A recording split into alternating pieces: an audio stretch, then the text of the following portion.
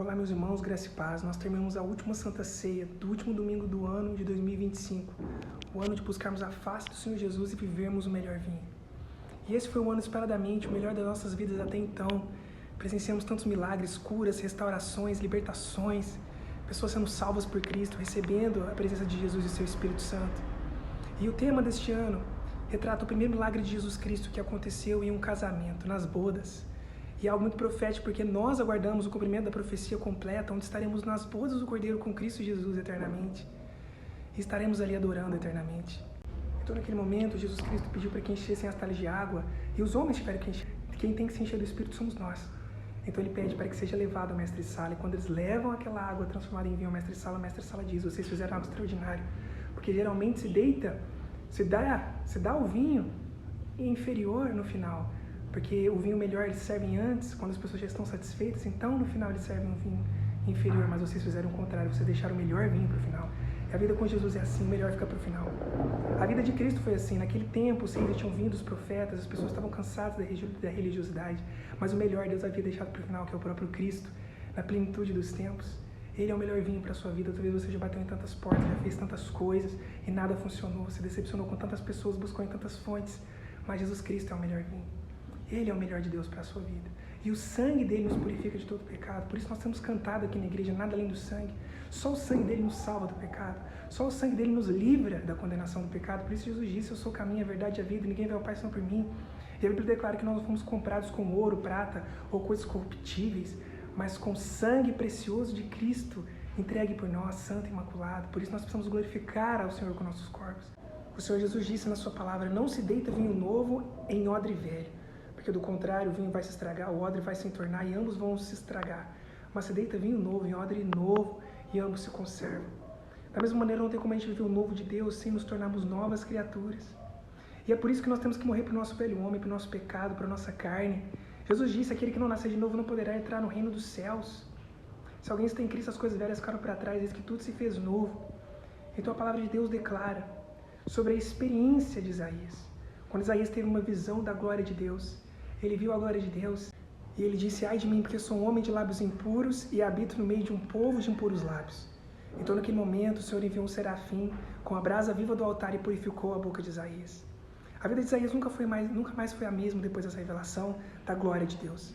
O mesmo aconteceu com Jacó, quando Jacó vivia uma vida diferente daquilo que Deus esperava dele. Tão distante de Deus, era um usurpador, havia roubado a bênção do seu irmão. Mas ele tinha uma promessa, e um dia ele teve um encontro com Jesus. E quando ele teve um encontro com Jesus Cristo, que era a prefigura do anjo no Antigo Testamento, ele não soltou Jesus enquanto ele não foi abençoado. E a alva subiu. E o Senhor Jesus disse a ele: deixe-me ir, porque a alva já subiu. Ele disse: eu não te deixarei, Jacó respondeu, enquanto não me abençoares.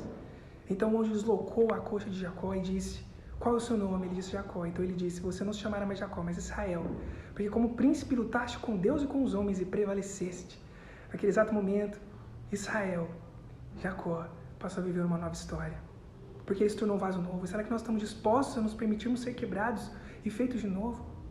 A palavra de Deus também declara que o profeta disse nas Escrituras, Deus pede para ele descer à casa do oleiro, e quando ele desce à casa do oleiro, o vaso se quebra nas mãos do oleiro, e Deus disse para o profeta: será que eu posso fazer assim com vocês? Como esse oleiro fez ao seu vaso, quando o vaso se quebrou nas mãos do oleiro, e o oleiro começou a fazer de novo? Será que nós estamos dispostos a morrer para nós mesmos? E é por isso que aqui na comunidade evangélica Aliança com Cristo, nossa ministração, o evangelho, não nosso, mas o Senhor, tem sido sobre arrependimento, sobre salvação, sobre o evangelho genuíno, sobre um pão sem fermento. Jesus disse: acautelai-vos ao fermento dos fariseus, porque um pouco de fermento levado a toda a massa. Eu me lembro que na transição do ano de 2024 para 2025, eu estava buscando a face do Senhor. A glória de Deus me visitou e eu estendi minhas mãos sobre o banner da igreja. Eu disse: Senhor, levanta ministérios nessa geração que glorifiquem o Teu nome. Levanta ministérios que coloquem o Seu nome como soberano, como o centro, que coloque o Senhor como centro de nossas reuniões novamente, que a Sua palavra seja pregada como um pão vivo, porque Jesus disse: eu sou o pão vivo, Ele é o verbo que desceu do céu. Que não haja alteração, que seja o evangelho genuíno, um povo apaixonado, que Te adore em espírito e em verdade, que tem temor da Tua palavra.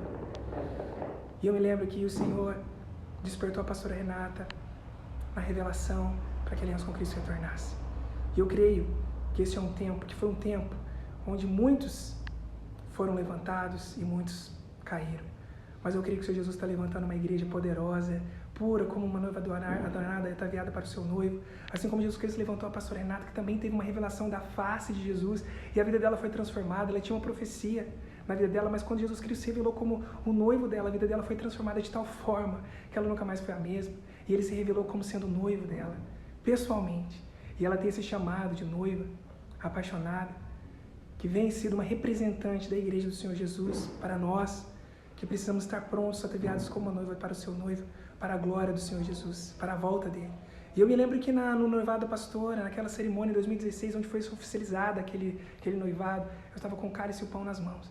Eu tive uma visão da glória de Jesus. Eu vi Jesus sorrindo, colocando uma aliança no dedo dela, enquanto a música O Que Tua Glória Fez Comigo tocava, naquele momento santo, foi algo genuíno. Mas mesmo antes disso, após Jesus se revelar como noivo da pastora, o Senhor também me salvou dos meus pecados. E eu me vi tão perdido, tão sujo, assim como Isaías. Eu disse, Senhor, tira tudo de mim, mas na tua presença. Ele disse, você é livre, abandona o pecado e siga-me. Eu tive uma revelação da glória dele, da presença dele, e fiz uma aliança com o Senhor, que permanece até hoje. Fazem 10 anos que a pastora Renata é noiva de Cristo, 9 anos da minha aliança com o Senhor Jesus. Então nós fomos transformados também mediante essa revelação. Por isso, nesse mês de dezembro, nós tivemos 4 Santas Ceias aqui na aliança com Cristo, e foi algo poderoso, foi algo que marcou as nossas vidas. Porque cada Santa Ceia nós tivemos algo mais precioso sendo entregue a nós, e nos lembramos do sacrifício de Jesus por nós. Por isso a Bíblia diz, eu quero ser participante do sofrimento de Cristo e ser semelhante a Ele na sua morte, e quero experimentar o poder da sua ressurreição. Não tem como dizer que somos cristãos e nos esquecemos do sacrifício do Senhor. Esse ano o nome de Jesus foi glorificado nos eventos aqui da igreja. Pessoas ouviram sobre a salvação, ouviram sobre o sangue, ouviram sobre a redenção, ouviram sobre o inferno, porque Jesus falou mais do inferno do que do céu, porque ele não quer que as pessoas vão para lá. Por isso ele veio, se fez homem, morreu por nós e ressuscitou para que nós fôssemos para o céu mediante a fé em seu nome. E tivemos os 52 dias onde buscamos a face do Senhor, oramos pelo Brasil. Foi algo poderoso.